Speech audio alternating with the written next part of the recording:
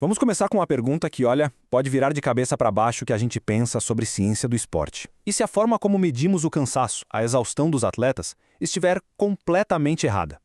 Vamos investigar isso juntos?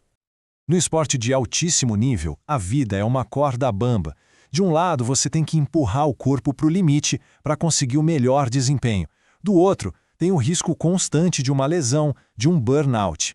A grande questão é, como a gente sabe onde fica exatamente essa linha, o ponto de ruptura? E olha, essa busca pelo equilíbrio é ainda mais crítica no futebol de base de elite.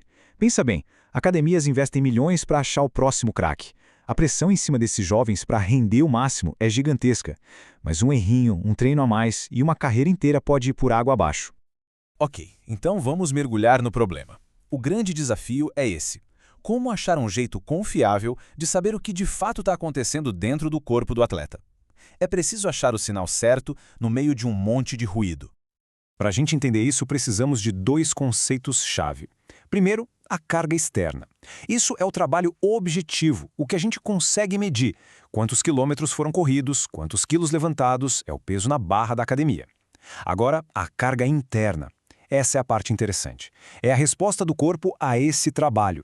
É o quão pesado parece aquele mesmo peso para o atleta naquele dia específico. E aqui está o ponto central. A pergunta de $1 milhão que um estudo bem recente tentou responder. Com tanta ferramenta moderna por aí, qual delas nos dá a leitura mais fiel dessa tal de carga interna? A intuição da maioria de nós e da ciência por muito tempo foi apostar na tecnologia. A gente assume que a verdade está nos dados objetivos, sabe? No que chamam de padrão ouro. Exames de sangue para ver dano muscular, testes de salto em plataformas super precisas, GPS que rastreia cada movimento. Mas será que esses números contam a história toda? Para tirar a prova, uns pesquisadores montaram um experimento incrível, no mundo real mesmo, colocando todos esses métodos lado a lado para ver qual se saía melhor. O campo de provas foi uma academia de futebol de primeiríssima linha na Europa. Eles acompanharam 25 dos seus melhores jogadores juvenis, ali com seus 16, 17 anos, durante 3 meses bem puxados da temporada. E dá uma olhada no nível de detalhe da coleta de dados. A rotina era intensa. Os jogadores respondiam questionários todos os dias, faziam coleta de sangue e testes de salto 2 vezes por semana, e o GPS monitorava absolutamente tudo nos treinos e jogos. Foi uma investigação super completa. Então a gente tinha basicamente 3 competidores na disputa. O primeiro, o método subjetivo, ou seja, simplesmente perguntar aos atletas como eles estavam se sentindo. O segundo, o bioquímico, analisando o sangue atrás de pistas de estresse. E o terceiro, o neuromuscular, medindo a potência dos músculos com testes de salto. A grande dúvida era, qual deles ia refletir melhor o trabalho que o GPS mostrava que eles estavam de fato fazendo?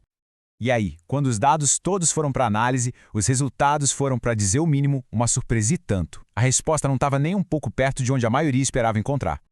Vamos começar pelos testes de salto. A performance no salto, que é uma medida super tradicional para ver se o atleta está pronto, mostrou uma ligação bem fraquinha e nada constante com a carga de treino.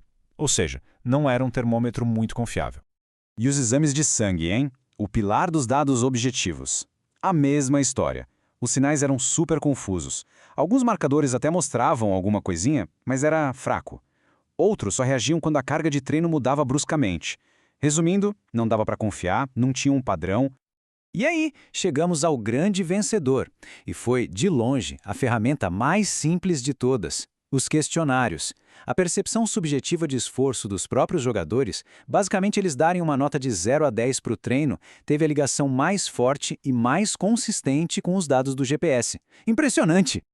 E essa citação do estudo é o nocaute final.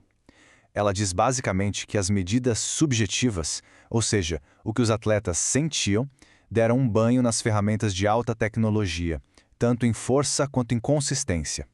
E essa imagem aqui é fantástica para a gente visualizar isso. Olha o mapa de calor da esquerda. Essas cores quentes, vermelho, laranja, elas mostram que as respostas do questionário, como sono, cansaço, energia, estão super conectadas. Elas contam uma história coerente. Agora olha para a direita. Só azul, cores frias. Isso mostra que quase não tem conexão nenhuma entre o que os atletas sentiam e o que os exames de sangue ou os testes de salto diziam. Eram 2 mundos que não se conversavam. Isso muda totalmente as regras do jogo. Mas, tá, o que isso significa na prática, no dia a dia? A grande lição aqui não é jogar fora os dados objetivos. Claro que não, mas eles são só uma parte da história. A percepção do atleta não é um achismo, é, na verdade, um processamento de dados super complexo que o cérebro faz. É um indicador poderosíssimo e, como o estudo mostrou, com respaldo científico. E as aplicações práticas disso são muito claras. Primeiro, questionários bem feitos podem e devem ser usados com total confiança. Aquela escala simples de percepção de esforço é uma das ferramentas mais valiosas que existem. Exames de sangue devem ser usados como um bisturi para investigar problemas pontuais em atletas específicos, e não como uma rede de pesca para todo o time. No fim das contas, a ciência está só confirmando o que os bons treinadores sempre souberam: ouvir o atleta funciona. E isso tudo nos deixa com uma última reflexão. Nessa nossa busca maluca por mais tecnologia e mais dados, talvez a gente tenha esquecido da ferramenta de medição mais sofisticada de todas, o cérebro humano. A pergunta que fica é: e se os dados mais preciosos para o desempenho não estiverem correndo no sangue, mas sim dentro da nossa cabeça?